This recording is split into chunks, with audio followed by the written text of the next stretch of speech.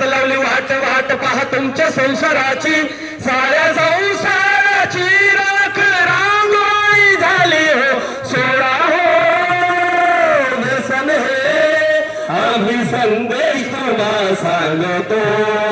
व्यसनमुक्त समाजाची निर्मिती हेच मुख्य ध्येय ठेवून भारत सरकारच्या सामाजिक न्याय विभागाच्या वतीनं संपूर्ण देशामध्ये हे अभियान चालू आहे. आणि आपल्या जिल्ह्यामध्ये सुद्धा समाज कल्याण विभागाच्या वतीनं ही जागर यात्रा प्रत्येक तालुक्याच्या बस स्टँड असेल, महाविद्यालय असेल, चौकात असेल, अशा ठिकठिकाणी जाऊन पथनाट्याच्या माध्यमातून ही जागर यात्रा व्यसनमुक्तीचा संदेश देत आहे. अरे जनजागराची दिंडी आली गावा, जनजागराची दिंडी आली गावा. अरे लोकजागराची दिंडी आली गावा, लोकजागराची दिंडी आली गावा. हो हो हो हो हो. सगळी मंडळी कार्यक्रमाच्या ठिकाणी आलेली आहेत. माननीय कलेक्टर महोदय देखील कार्यक्रमाच्या ठिकाणी आलेले आहेत. माननीय खासदार मॅडम अगदी 2 मिनिटात या ठिकाणी येणार आहेत. त्यामुळे थोडंसं आपण ऊन जरी लागत असलं तरी 1-2-3 मिनिटं आपण थोडस या ठिकाणी बतावणी करत आहोत. आता साहेब नवीन आलेले आहेत. बऱ्याचशा आपल्या माता भगिनी आपल्याला नेहमीच कार्यक्रमाच्या निमित्तानं ओळखतात, पण साहेब आपल्याला तसे फारसे ओळख नाही. तर तुमची जरा ओळख करून द्या. नाव काय तुमचं? मला आबू म्हणतात.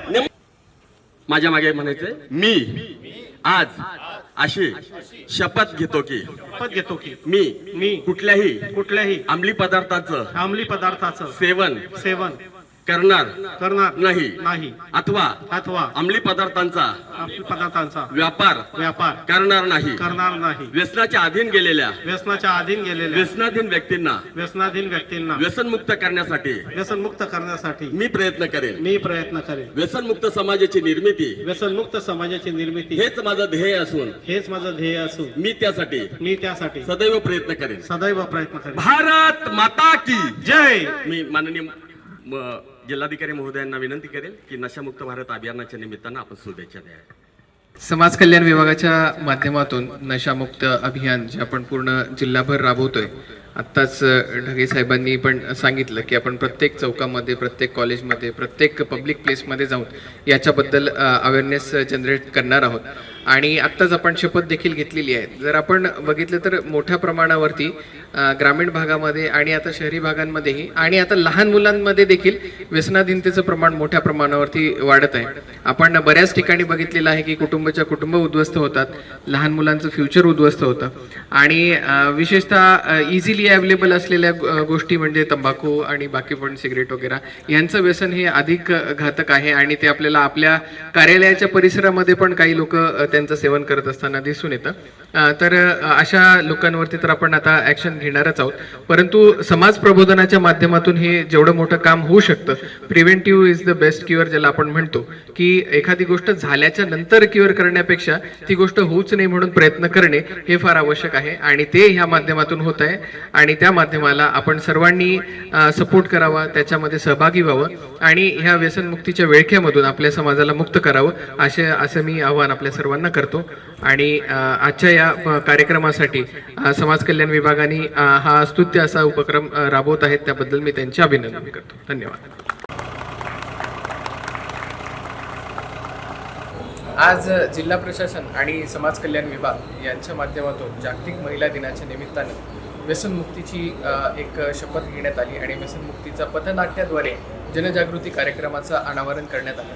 आपल्या सर्वांना ज्ञातच आहे की विविध प्रकारच्या अंमली पदार्थांचं व्यसन यामुळे आपल्या समाजामध्ये बऱ्याच प्रकारच्या विविध व्याधी तयार होत असताना दिसून येत आहेत. आणि समाजातल्या वेगवेगळ्या घटकांना ह्या व्याधींचं ग्रसित झालेलं आपल्याला बघायला मिळत आहे. आणि यांचं अंमली पदार्थांचं सेवन हे कमी करण्यासाठी, अवेअरनेस जनरेट करण्यासाठी अथवा बंदच सेवन कसं करता येईल याबाबतचं अवेअरनेस जनरेट करण्यासाठी म्हणूनची ही मोहीम आहे. आणि या मोहिमेचा शुभारंभ आज कलेक्टर ऑफिसच्या प्रांगणातून करण्यात आला. आणि आता जवळपास 30 ठिकाणी हे पथनाट्य होणार आहे. विविध चौकांमध्ये, विविध पब्लिक प्लेसेसमध्ये, शाळा कॉलेजेसमध्ये देखील हे पथनाट्य होणार आहे. लहान मुलांमध्ये देखील अंमली पदार्थांच्या सेवनाबाबतची जनजागृती होणं आवश्यक आहे, कारण तेच आपल्या देशाचं भविष्य आहे. आणि त्यांच्यामध्ये या पूर्ण कार्यक्रमाची, व्यसनमुक्तीची जनजागृती करणं फार आवश्यक आहे. त्या अनुषंगाने त्यांच्यावरती देखील फोकस केला जात आहे. आणि व्यसनमुक्तीच्या केंद्रांमध्ये पण फोकस करून तिथे पण हा अवेअरनेस जनरेशन कार्यक्रम करण्यात सर, शासन आपले व्यसनमुक्तीवरती लाखो रुपये खर्च करते, पण अनेक शासकीय कार्यालयामध्ये या अशा घटना आढळून येतात. त्या संदर्भात आपण कर्मचाऱ्यांना काय आव्हान? आत्ताच मी माझ्या भाषणामध्ये पण बोललो की शासकीय कार्यालयांमध्ये अशा प्रकारची कुठल्याही प्रकारचं अंमली पदार्थांचं सेवन हे वर्ज्य आहे आणि त्याच्यासाठी आपल्या ॲक्टमध्ये देखील प्रोव्हिजन्स आहेत ज्याच्यामध्ये आपण फाईन्स लावू शकतो आणि दंडही करू शकतो.